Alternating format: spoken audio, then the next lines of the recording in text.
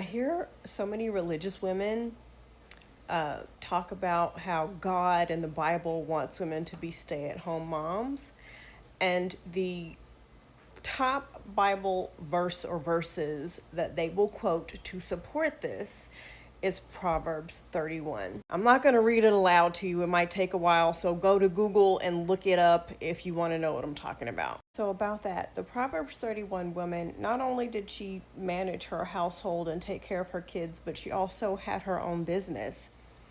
She had her own stream of income. Also, and this is very important to note, Bible history, la la la blah, these are the words of King Lemuel. Again, Google it, I'm not going to go into it. But he was basically describing a fantasy woman. She takes care of her household. She takes care of her husband. She has her own business. She's never lazy. She does all the things. She's well dressed. King Lemuel had a podcast. I just know it. And for so long, women have made it their goal to try to live up to the standard of the Proverbs 31 woman. It's this idea that we can do it all and look great while doing it. I mean, you can sort of do it all and have a nanny. You can sort of do it all and maybe work part-time. You can sort of do it all if you have a supportive partner. You can do it all if you have money for it. You can possibly do it all if you're in outstanding health and you are high on caffeine 24/7. You can't do it all, at least not at the same time. I know this isn't going to happen, but it really breaks my heart to hear so many women compare themselves to that particular part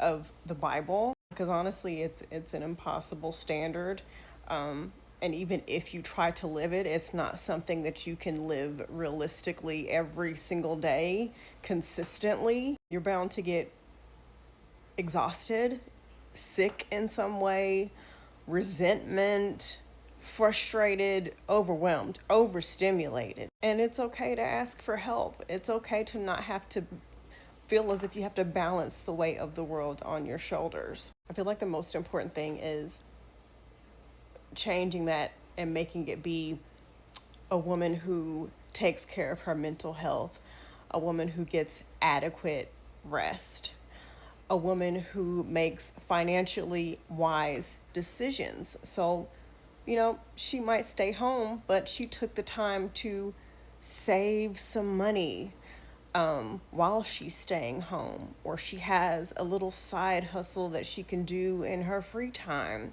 She dresses her best, but there are some days when, she just wants to throw on some sweats, and that's okay. And yes, she loves her husband or her partner, but her partner also loves her, and they respect each other. And there's no expectation that she is supposed to do it all. Sometimes she might make an amazing, elaborate meal, and then sometimes she's making dino chicken nuggets and mashed potatoes. She knows when to ask for help.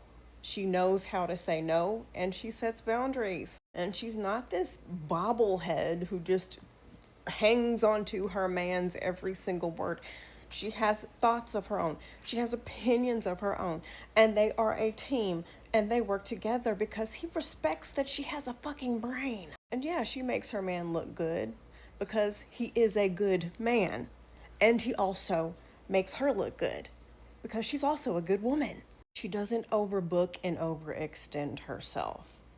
She knows when enough is enough, okay? She helps the community in her own way. It might be physically going to volunteer somewhere, and it might be writing a check, or it might be using her platform to give a voice to the voiceless, but it's up to her. And she doesn't feel the pressure to be perfect and to try to heal the problems of the world in one day. And she believes in whatever religion she wants to believe in, or maybe no religion at all. There are so many things in the Bible that I really wish that more people would pick apart and examine and understand what was a situation that was simply relevant to that particular time, taking into consideration how things have changed, what was the context of that particular passage. Not everything is meant to be taken literally, if that's what you believe in. Some things are symbolic, and not everybody believes in it. You know, everybody has a right to believe in their own thing and to go their own way. But I've known a lot of women who've tried to live up to that passage, and they were so mean. I mean, so mean and bitter and mean girl type people.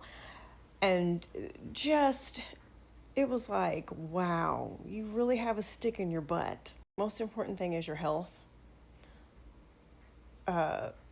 mentally, emotionally, and physically, and always making sure that you look out for your best interest if things don't go well. It's just unfortunate that I see so many women that succumb to the Bible and this idea of perfection.